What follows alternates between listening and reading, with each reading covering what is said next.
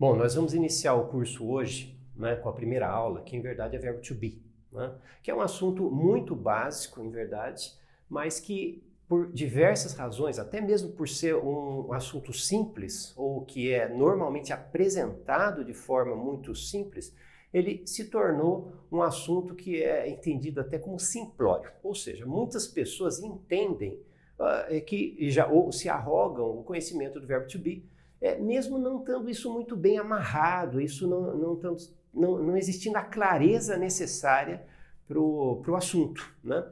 Então, o verbo to be, né, que é um verbo essencial dentro do inglês, né, ele tem um status, vamos dizer assim, em relação aos outros verbos, porque ele representa, dentro do idioma, o que a gente costuma chamar, né, do verbo rei, o verbo mais importante dentro de todos os verbos em qualquer idioma, né? Embora alguns idiomas não o tenham tão claramente, como por exemplo a língua portuguesa. O verbo to be representa o verbo ser. Então esse verbo, né, se diz o pai de todos os outros verbos, por uma razão muito simples, de que o verbo ser é o precedente a todos. Né? Todos os verbos têm que vir necessariamente depois do verbo ser. Por exemplo, o verbo estar ou qualquer outro.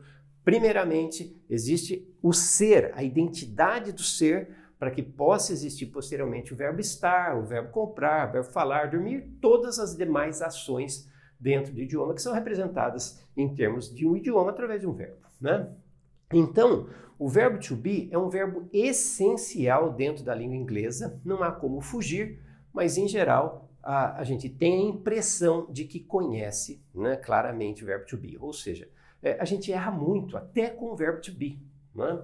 Então, a aplicação do verbo to be, a compreensão do verbo to be, ela deve ser muito bem esclarecida. E nesse curso, basicamente, a gente vai ter alguns pré-requisitos, alguns fundamentos, né, alguns pontos de fundamento, de alicerce na construção do conhecimento da língua inglesa. Né? Eu venho falando isso há muitos anos, né, que a questão do aprendizado de idiomas, né, são vários métodos, alguns não poderiam nem mesmo ser chamados de métodos, né, mas infelizmente, né, a maioria, isso é um processo ao longo dos anos que eu tenho testemunhado, a maioria do ensino e da aprendizagem do idioma ela está sem fundamento, ela não tem os alicerces necessários. E um dos alicerces necessários é um conhecimento mais esclarecido da língua portuguesa. Então é importante, né, que a gente, começando esse curso, nessa primeira aula, nesse primeiro assunto, ou seja, nesses momentos iniciais do nosso curso, a gente possa esclarecer alguns tópicos dentro da língua portuguesa, né, antes de efetivamente iniciar o inglês. Esse curso, portanto, é um curso de inglês que se inicia por alguns comparativos em relação à língua portuguesa. E o foco principal, fundamental, agora, nesse momento, o primeiro ponto da construção desse alicerce é o que a gente chama de formas nominais. Antes mesmo da gente entrar no assunto específico do verbo to be, nós vamos tentar esclarecer o máximo possível alguns fundamentos do próprio inglês utilizando os comparativos de língua portuguesa. Então, a primeira ideia que a gente tem é com relação a chamadas formas nominais, né? Então, nosso primeiríssimo assunto, nossa primeira ideia de apresentação do verbo to be vai começar por alguns esclarecimentos de língua portuguesa. E o primeiro deles, como eu disse, são as formas nominais do português e suas relações com a língua inglesa. Então, o que nós temos? Na língua portuguesa, né, a gente tem algo que se chama forma nominal. E o que é uma forma nominal? A forma nominal é um verbo, é a palavra verbal, ou seja, a gente sabe muito bem desde o início lá da escola, no ensino fundamental, que o verbo é a palavra responsável pela expressão da ação. Né? Então, existe a ação, e como é que eu expresso isso em termos de linguagem? Eu uso a classe gramatical definida como verbo. Então, ações, quaisquer que sejam, falar, brincar, viver, morrer, trabalhar, dormir, todas as ações são expressas por essa classe gramatical que se chama, por acaso, verbo. Né? Então, o que nós temos? A gente tem o verbo e como o verbo se apresenta? Bom, o verbo se apresenta, né, em modos, né, nas suas conjugações, tal, que não é o caso agora, mas o verbo que a gente, em verdade, vai focar é o verbo na sua apresentação em forma nominal. E o que é isso, forma nominal? Forma nominal, quando se usa o termo, a gente quer dizer o quê? O verbo está funcionando como se fosse um substantivo. Isso é uma forma nominal, ou seja, ele funciona como um nome. A ideia básica da forma nominal é o verbo funcionar como um nome, tá? E o que a gente tem como forma nominal? Bom, na língua portuguesa, o verbo pode funcionar como nome em 3 diferentes circunstâncias, né? Essas circunstâncias são chamadas de, né, forma infinitiva, ou infinitivo, o gerúndio e o que nós chamamos de particípio, né? Antigamente, né, já isso anos atrás, quando, por exemplo, eu mesmo estudei o ensino fundamental, né, naquele tempo ensino primário, ensino ginasial, a nomenclatura era diferente, a gente estudava as formas nominais verbais, né? E existiam, em verdade, na apresentação de alguns livros ou de alguns professores, muitas vezes era colocado 4 formas nominais, né, que eram o infinitivo, o gerúndio, particípio passado, na distinção entre particípio e presente. Parece, né, que essa divisão, ela meio dos particípios passado e particípio presente, elas meio que foram abolidas por algumas razões, até de uns raciocínios que a gente tem dentro da língua portuguesa, mas que, por enquanto, não nos convém, né? O que a gente tem, por enquanto, ou melhor, são as 3 formas nominais de apresentação do verbo na língua portuguesa. Então, o que a gente tem? A gente tem a forma nominal chamada gerúndio, tá? Então, o que é o gerúndio? Essencialmente, o gerúndio é um verbo, né? Ele é aplicado um verbo, dentro de um verbo. E o que faz o gerúndio? Qual é a dinâmica de formação de gerúndio da língua portuguesa?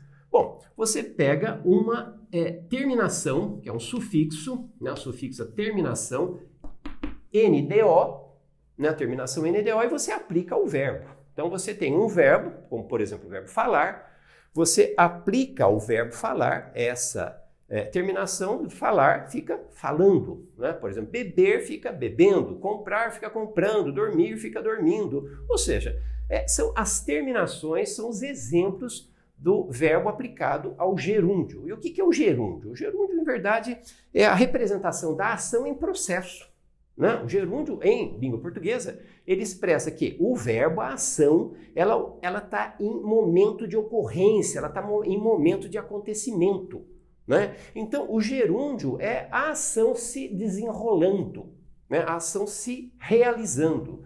E na língua portuguesa, como eu disse, basicamente a terminação é NDO, tá? Bom, o que a gente tem como relação entre gerúndio, né, que é a ação em seu acontecimento, em sua ocorrência, com a própria língua inglesa? Então, lembre que o foco da aula é fazer as primeiras relações entre formas nominais da língua portuguesa, né, e seus correspondentes em língua inglesa, porque isso vai dar um fundamento para a gente começar a explicação do verbo to be em termos muito mais alicerçados, né? Embora, como eu sempre digo, o verbo to be é um assunto simples, mas ele pode se transformar em um assunto simplório a partir da falta de atenção definida, né, sem a metodologia, sem os caminhos de lógica que estão relacionados a esse assunto. Então, o que a gente tem? Voltando, formas nominais 3, infinitivo, gerúndio e particípio. A primeira, gerúndio, né? Então, o que acontece? Lembra lá, em português eu tenho um verbo simples, todo mundo sabe fazer isso em português, né? Eu pego o verbo, né? Coloco, faço as adaptações, nesse caso, né? Vai cair o R, né? E vou ter a forma falando, né? E o NDO, que está aqui como representativo do sufixo indicativo de gerúndio, né? Então, eu tenho um verbo, por exemplo, o verbo beber, e tenho lá o infinitivo, forma nominal do gerúndio, né, do verbo beber, bebendo. Se eu tivesse aqui o verbo dormir, todos vocês já sabem, eu teria o verbo dormindo, né? Então, o que acontece, né? A gente tem a formulação, né, verbal do gerúndio através do sufixo NDO. Né? Então, o que ocorre para nós? Né? Bom, a gente está estudando inglês e o que a gente está vendo são as relações, né, dessa formulação entre um verbo da língua portuguesa e o verbo em inglês. Tá bom. Acho que é um assunto que já é corriqueiro, né? A gente está simplesmente alertando esse assunto, né? Especificamente em relação ao gerúndio, e a maioria das pessoas que passaram pelo ensino fundamental reconhecem que o sufixo NDO na língua portuguesa corresponde em inglês ao sufixo ING. Né? O ING na língua inglesa, ele é maior do que o gerúndio. O ING serve também a outras questões. Né? Aqui a gente está restringindo o ING à formulação do gerúndio em inglês. Né? Então, como eu disse, eu tenho lá um verbo, né, na língua portuguesa, eu vou transformar esse verbo, eu vou acrescentar o sufixo NDO e eu tenho o gerúndio. E como é que eu faço isso em inglês? Tá? Então, eu tenho, por exemplo, como eu disse, o verbo falar. Então, a partir do verbo falar, o que eu vou fazer? Eu vou colocar o NDO, vai ficar falando. Eu tenho o verbo beber, vai ficar bebendo. Eu tenho o verbo pensar, vai ficar pensando. Né? Ele se transforma, portanto, no gerúndio. Agora, o que a gente tem em inglês? Bom, o sufixo correspondente em inglês é o ING. Né? Então, de forma muito simples, eu tenho um verbo, né, na língua inglesa, eu tenho aqui falar, se eu quero acrescentar, né, se eu quero transformar o verbo falar dentro do que é o gerúndio, né, o correspondente ao gerúndio na língua inglesa, a única coisa que eu tenho que fazer é acrescentar o sufixo ING. Então, a partir do speak, falar, eu tenho speaking, falando. Se eu tenho o verbo drink, que é o verbo beber, o acréscimo do ING transforma esse verbo, né, no gerúndio. Então, eu tenho bebendo. Se eu tenho o verbo pensar, né, pensando em português, think em inglês, pensando, thinking. Então, é isso o que a gente tem como formulação do gerúndio em inglês. Então, lembre-se lá, o que a gente produz em português com o NDO, em inglês, a gente vai produzir com o ING. Então, esse é o primeiro ponto que a gente precisa ter esclarecido nessa relação entre formas nominais em português, infinitivo, gerúndio e particípio. A primeira delas, que a gente está, em verdade, focando, é o gerúndio, é o mais simples. Né? Eu tenho essas relações, eu tenho que fazer as equiparações certas. No segundo quadro, a gente vai continuar com o particípio. Bom, retornando aqui à aula, continuando com a formulação dessa explicação das formas nominais em português e as relações com o inglês, o segundo tópico, né, é o particípio. Bom, antes de tudo, né, o particípio na língua portuguesa, né, ele de certa forma está relacionado ao gerúndio. Só para lembrar, gerúndio é a ação em andamento, como eu já havia dito, né, na primeira parte, é a ação em andamento, é a ação em ocorrência, ela está lá, né, se desenrolando, acontecendo. Né? Mas esse processo, ele vai ter que terminar, ele para. Né? Então, eu estou falando e chega um momento que tudo está falado. Falado é o particípio do verbo falar. Né? Então, ele está bebendo, então se conclui bebido. Ele está comprando, comprado. Né? Jogar, jogado. Entender, entendido. Dormir, dormido. Né? Então, essas formulações, né, são o particípio. Lembra lá, particípio da língua portuguesa, portanto, repetindo, é a solidificação da ação, é o resultado da ação em andamento. Né? Ela se fecha ali, ela se conclui dentro do particípio a partir do desenrolar que ocorre dentro do gerúndio ou próprias ações presentes. Né? Então, o que acontece em português? Em português, o particípio é um assunto um pouquinho mais elaborado do que o gerúndio. O gerúndio é bem mais simples, né, a compreensão e a equiparação dentro da língua inglesa. Agora, o particípio na língua portuguesa, né, na verdade, tem mais coisas a serem ditas. Né? Não é o caso aqui, porque a gente simplesmente vai fazer um equiparativo. Agora, eu diria para todos vocês que estão tentando aprender um idioma estrangeiro, que no caso para nós aqui é inglês, né, tenham um tempinho e pesquisem um pouco sobre as formas nominais do português. Isso vai ajudar muito a compreensão né, das formulações dentro do inglês. Lembre-se que esses são fundamentos, né, bases, rudimentos, para que a gente possa criar um processo, né, de aprendizado, um processo bonito, um processo que tenha uma lógica inerente, que tenha uma fundamentação que faça realmente crescer o conhecimento do aluno, né, de todo aquele que quer aprender inglês e que fica muitas vezes andando para lá e para cá. Por quê? Porque não tem fundamentos, né, não tem os alicerces. Então, muitas vezes a pessoa fala, não sirvo para isso, não sei, não consigo aprender inglês, não consigo falar, não consigo entender. Mas antes dos outros níveis de problemas que existem dentro do aprendizado de qualquer idioma, é importante perceber quais são os fundamentos. Eu insisto nesse ponto, porque esse ponto destrói vários sonhos de várias pessoas no aprendizado, porque eu não consigo enxergar que eu estou construindo uma casa sem alicerce. E, novamente, o que ocorre? Um dos alicerces é a compreensão e a consciência em relação às formas nominais. Então, o particípio, como eu estava falando, é o resultado da ação, do processo, né, de desenvolvimento da ação que termina, que se fecha, né? E o particípio na língua portuguesa, basicamente, ele tem duas terminações, né? Dois sufixos, que é o ADO, né, o ADO e IDO, né, IDO. Então, a maioria dos particípios na língua portuguesa, né, eles terminam em ADO ou IDO. Então, por exemplo, comprar, comprado, dormir, dormido, partir, partido, falar, falado, né? Essas formulações, né, essas palavras verbais, né, que estão numa forma nominal, é o verbo na forma nominal, né, funcionando como substantivo, ele basicamente termina em ADO e DO. E isso, em português, é chamado de particípio regular. Porque regular, obviamente, existe uma regra, existe uma regularidade, existe uma frequência com que essas palavras são construídas, né? A lembrar que o particípio é forma nominal, né? Por ser forma nominal, é um verbo funcionando como nome, é um verbo funcionando como substantivo. A gente tem vários exemplos, né, que muitas vezes a gente nem mais percebe onde o particípio está funcionando como substantivo. Por exemplo, se pegar o verbo comunicar. O verbo comunicar está lá, infinitivo, verbo, né, comunicar. Qual é o particípio do verbo comunicar? Tratando-se ele de um verbo regular, né, um particípio regular. Então, comunicar é comunicado.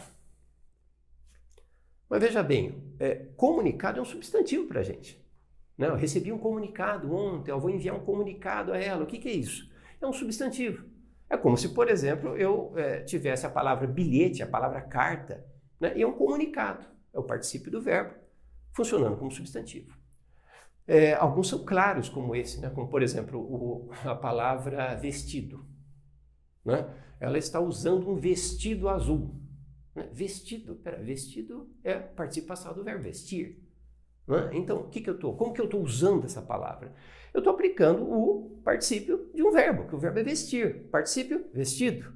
Então, comprar, comprado, falar, falado, brincar, brincado, jogar, jogado. Então, esses são particípios regulares, cuja terminação, basicamente, é ADO ou IDO.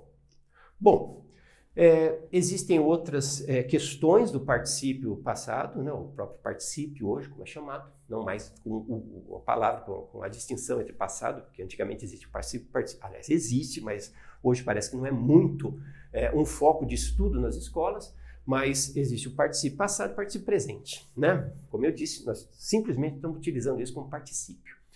Agora, o que acontece com o particípio em português? Né? O particípio passado tem a forma regular, né? Como, por exemplo, as terminações ado, ido, né? Como eu já disse.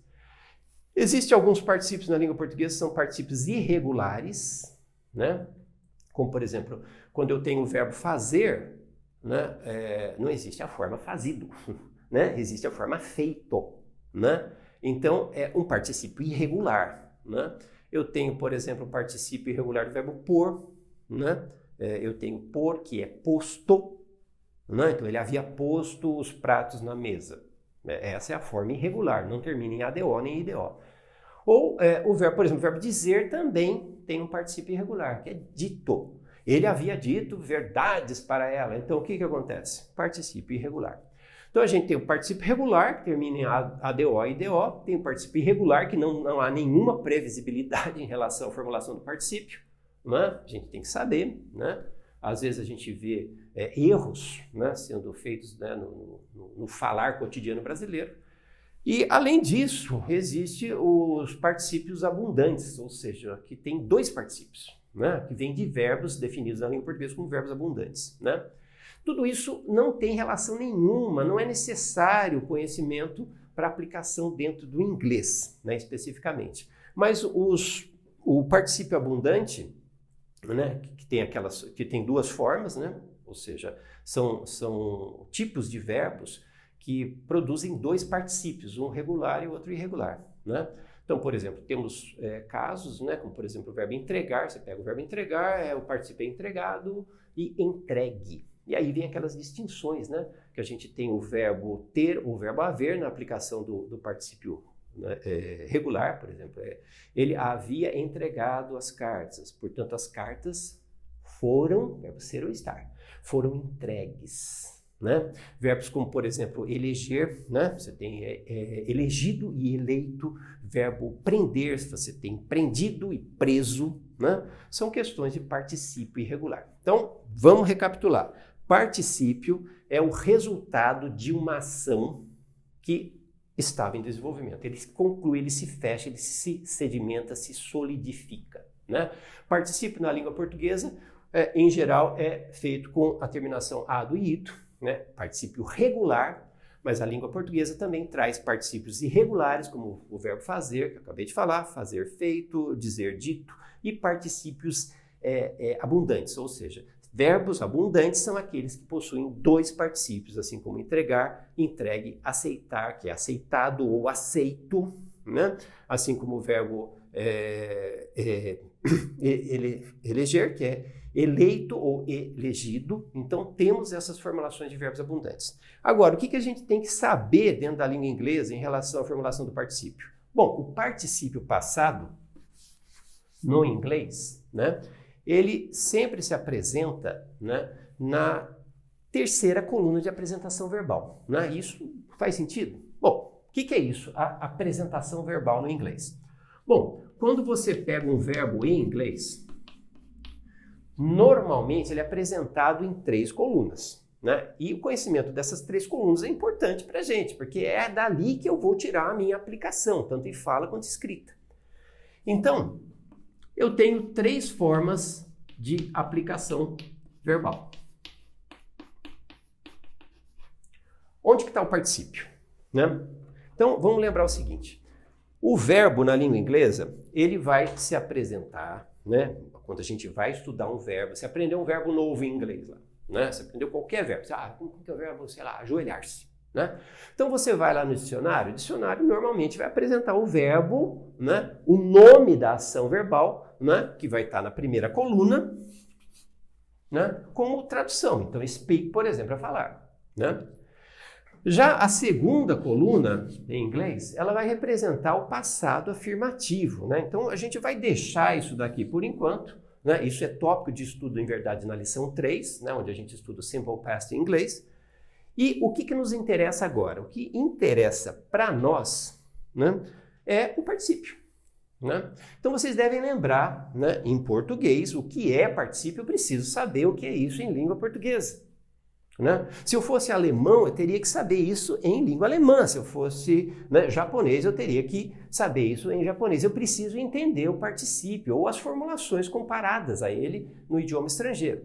Em inglês, felizmente, isso é muito fácil, porque o particípio da língua portuguesa, em inglês, se reflete na terceira coluna da apresentação verbal. Então, quando a gente apresenta os verbos em inglês, o particípio passado está exatamente na terceira coluna. Então, quando eu tenho falar, tá, normalmente a gente tem que memorizar, não tem outra opção.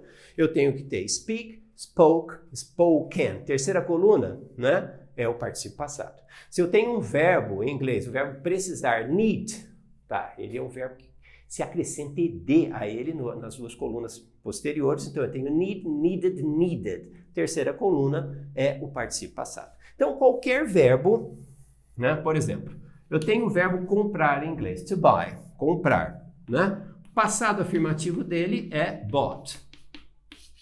Né? Letra T aqui, né? E eu tenho o quê? Particípio passado, comprado. Comprado, em português é um particípio regular, né? Eu tenho aqui, em inglês, novamente, aqui, coincidentemente, a segunda coluna e a terceira são iguais, né? Aqui já são diferentes, né? E não importa em português se o particípio é regular, se o particípio é irregular, se é um particípio abundante, duas formas, não importa. A terceira coluna é a coluna de apresentação verbal em inglês. Então, se eu tenho um verbo, né, como por exemplo, o verbo dizer, say, passado afirmativo, said, particípio passado, que em português vai ser um particípio irregular, que é said, tá bom? Então, essa introdução, essa primeira parte, né, da introdução ao nosso estudo do verbo to be, né, são pré-requisitos que a gente tem que esclarecer em português. Eu vejo que esses requisitos não observados, né, não estudados, eles vão criando uma certa confusão que muitas vezes a gente nem mesmo chega a perceber. Né? O pior de tudo, a gente fica em total inconsciência em relação aos desenvolvimentos do idioma estrangeiro. E a lembrar, né, para fechar essa parte, né, falta agora o infinitivo, e assim a gente entra dentro do assunto do verbo to be. Para fechar essa parte, a gente precisa lembrar o seguinte: quando nos apresentam um verbo, né, basicamente, a gente está utilizando a memória. Eu preciso memorizar, eu preciso lembrar dessa palavra. Então, se eu tenho, né, um verbo qualquer, né, se eu tenho o verbo comer, por exemplo, né, eu tenho lá eat, ate, eaten. Né, eat, ate, eaten. Então, o particípio é a terceira coluna. Mas o que em verdade eu estou querendo dizer? Né? A gente dá um valor legítimo e justificado às questões de memória. Eu preciso me lembrar de palavras quando eu estudo um idioma estrangeiro. Não tem como. Né? Se me falta memória, eu não tenho como produzir o idioma. Agora, o idioma não é só memória. O idioma ele está recheado, ele está repleto de raciocínios. E são esses exatos raciocínios que hoje faltam, né? E digo isso com voz clara, com voz exata, né? Em relação ao aprendizado. Falta raciocínio em relação ao processo de aprendizado de um idioma. Então, o que é esse raciocínio? Por exemplo, a gente definiu o que é gerúndio. Né? A gente definiu a função do gerúndio dentro da oração. Em português, qual é o sufixo NDO? Em inglês, qual é o sufixo correspondente NG? A gente veio para o particípio, definiu o que é particípio, ou seja, que ele é o resultado solidificado de uma ação, né? E vimos também que existe particípio regular, ADO e IDO, particípios irregulares e particípios abundantes dentro da língua portuguesa. Então, veja bem, o raciocínio é essencial dentro do idioma. Né? Não é possível aprender um idioma simplesmente cumulando memória para depois ter um processo consultivo. Preciso daquela palavra, olha, eu preciso sim disso. É claro que eu preciso disso. Mas não é simplesmente isso. A gente tem que atrelar a memória junto ao raciocínio. Né? Aí sim, a gente abre grandes chances, grandes possibilidades de um aprendizado efetivo com aplicação profissional, a aplicação intelectual, ou seja, a aplicação social do idioma. Bom, continuando então com a apresentação das formas nominais de língua portuguesa atreladas ao inglês, à língua inglesa, ou seja, as relações existentes entre formas nominais da língua portuguesa e a língua inglesa, o último tópico é o infinitivo, né? Então, retomando, né, sempre a lembrar, nós temos o quê? Formas nominais são formas verbais, onde o verbo funciona como substantivo, funciona como nome, então, por isso, forma nominal. Forma nominal da língua portuguesa, nós temos 3, né? Como eu disse de início na aula, haveria uma 4ª forma nominal, mas isso foi meio que retirado, né, da apresentação das formas nominais nas escolas brasileiras. E não sem razão, porque existe muitos conflitos, né? Não é um ponto pacífico em relação ao particípio da língua portuguesa. Por isso, foi limitada, né, a apresentação a 3 formas nominais, né? Infinitivo, gerúndio e particípio. Então, nós estudamos o gerúndio, né, a sua fundamentação, o seu uso e também, né, o sufixo utilizado, né, NDO, de forma bem simples, né, o correspondente em inglês ING. Depois a gente estudou o particípio, né, particípio regular, irregular, particípio abundante, também de forma superficial, que eu sempre falo para os estudantes de idioma estrangeiro, né, façam uma pesquisa pessoal em relação ao particípio da língua portuguesa, vai ajudar muito a se esclarecer as fundamentações do inglês, né? Em inglês, o particípio, ele é retirado na apresentação verbal na 3ª coluna, que normalmente a gente tem como apresentação verbal, né? Então, você tem o infinitivo com a 1ª coluna, o passado afirmativo, que inclusive não é exatamente uma forma nominal, né, dentro do inglês, vai ser um tempo verbal, a 2ª coluna é o passado afirmativo, e sim, a 3ª coluna é o particípio. Agora, o nosso foco é infinitivo, né? Então, e o que é o infinitivo em qualquer idioma, tanto em inglês como em português, né? O infinitivo, em verdade, ele é a ação, né, tomada sem ideias de tempo. O infinitivo é o nome da ação. Então, você tem uma ação, ela tem que ter um nome, né? Assim como os objetos têm um nome, você tem cadeira, mesa, parede, banco, não sei, né? A gente tem o nome das coisas, mas a gente também tem o nome das ações. Então, as ações têm nome, né? Então, aí que ocorre o que a gente chama de infinitivo. O infinitivo nada mais é do que o nome de uma ação. Então, você olha lá a ação. Então, como é que chama aquela ação? Aquela ação se chama dormir, né? É o nome da ação. E aquela outra ação chama-se correr, né? Nome da ação. E o que aquela pessoa está fazendo lá? Como que chama o nome? Qual é o nome daquela ação? O nome daquela ação é falar, né? É comprar, é viver, é morrer, é entender, trabalhar. Ou seja, o infinitivo é basicamente o nome de uma ação, né? E esse nome, né, como um substantivo, não tem tempo, né? Não está no presente, não está no passado, não está no futuro. É muito comum, tempos atrás, quando eu dava aula, falar, por exemplo, se perguntar para um aluno, eu chegava lá, falar, qual que é o tempo do verbo falar? Uma pessoa chega e fala, está no presente. Não está no presente, não está no tempo, não tem tempo, é um nome. Então, falar é igual cadeira. Cadeira não tem tempo. Você fala, cadeira está no passado, está no futuro. Não. Cadeira é substância, é substantivo. E falar é um verbo no infinitivo, né? Infinitivo é forma nominal, correspondente a substantivo. Então, falar não tem tempo. Beber não tem tempo. Entender não tem tempo verbal ali. Não está no presente, não está no passado, não está no futuro. Tá? E o que a gente precisa saber do infinitivo na língua portuguesa? Bom, é um assunto muito simples, né? O infinitivo em língua portuguesa, ele se apresenta em 3 terminações, né? Terminação ar, ir, né?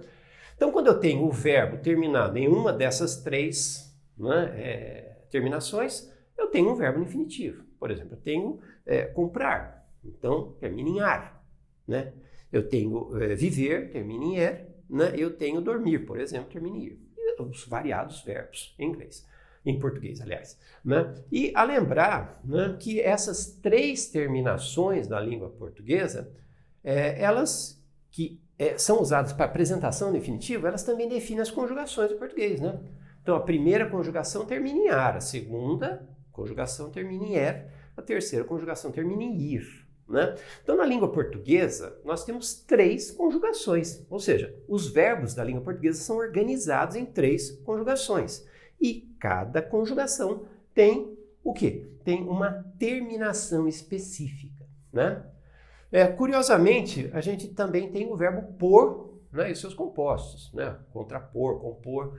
O verbo por, né, ele não termina em ar, nem nem ir. Agora não, né? Mas o verbo por era, né, originário, né, vem do latim, né, e o verbo por antigamente era poer, ponere, poer e assim por, né, caiu o e e ficou por, ou seja, terminação OR. Não, terminação OR não é terminação de infinitivo na língua portuguesa. Na verdade, o verbo por, ele é considerado, ele é definido como um verbo de segunda conjugação, tá? Agora, o que acontece para a gente? Né? A gente tem um infinitivo, então eu preciso saber definir isso, eu preciso reconhecer o que seja infinitivo dentro da língua portuguesa, né? Com essas terminações, definições em conjugações, tal, primeira, segunda e terceira conjugação, né?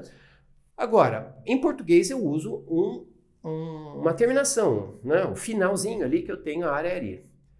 E como é que eu faço o infinitivo em inglês? Já que eu não vou utilizar nenhuma terminação para a formulação do infinitivo em inglês. Então, o que nós temos? Bom, em inglês é muito simples a formulação infinitiva, né? Então, eu tenho o infinitivo na língua inglesa, indicado, né? Ele vai apontar para mim que a palavra verbal não está conjugada, olha, está no infinitivo, hein? Essa palavrinha que eu vou utilizar, que é o chamado em inglês, e a palavra é essa, e ela é chamada de infinitive marker. Ou seja, o to é a palavra que indica que a palavra verbal, né, por exemplo, speak, drink, come, go, understand, sei lá qual seja o verbo, né, a palavra verbal não possui ideia de tempo. A palavra verbal está no infinitivo. Então quer dizer que não está no passado, não está no presente, não está no futuro. É o nome da ação. Então essa palavrinha, né, o to, é chamado infinitive marker, marcador de infinitivo. Essa palavra faz as vezes do que em português é feito com a terminação ar, e ir, né? Então, quando você tem um verbo em inglês, você quer deixar claramente, né, apontado que o verbo está no infinitivo. Então, o que vai acontecer? Você vai utilizar o infinitive marker antes, né?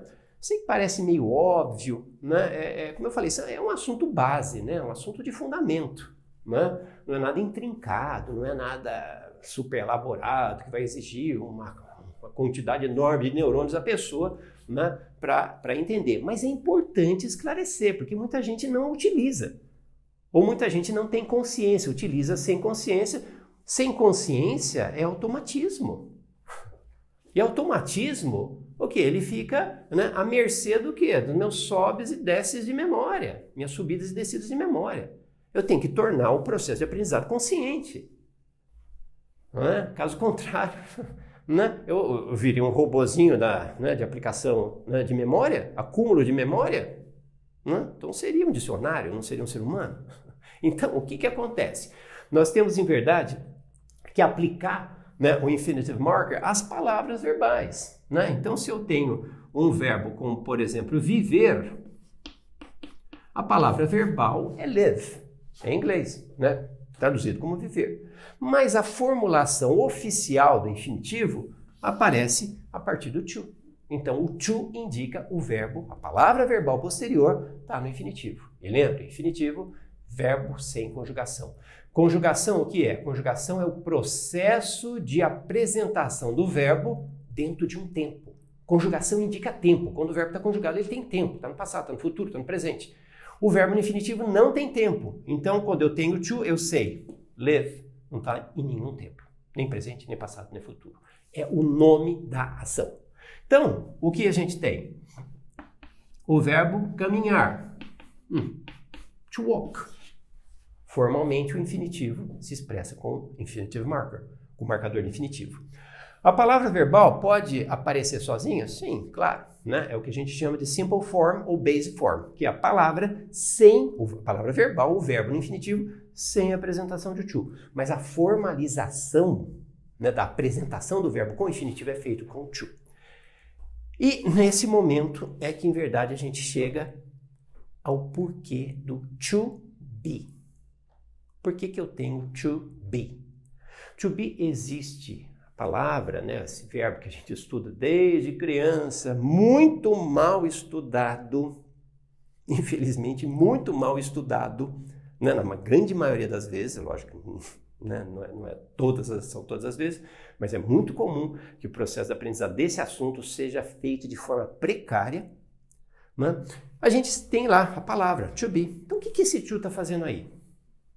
Né? Quando normalmente a gente fala, né, sobre o verbo ser ou estar, porque a tradução do to be são os dois verbos em português, a gente tem esse to. O que indica esse to dentro da formulação do verbo to be? Exatamente o infinitivo. Então, o que nós temos? To be. O to indica que o verbo be, o verbo é esse. Mas esse aqui está indicando que esse outro não está conjugado.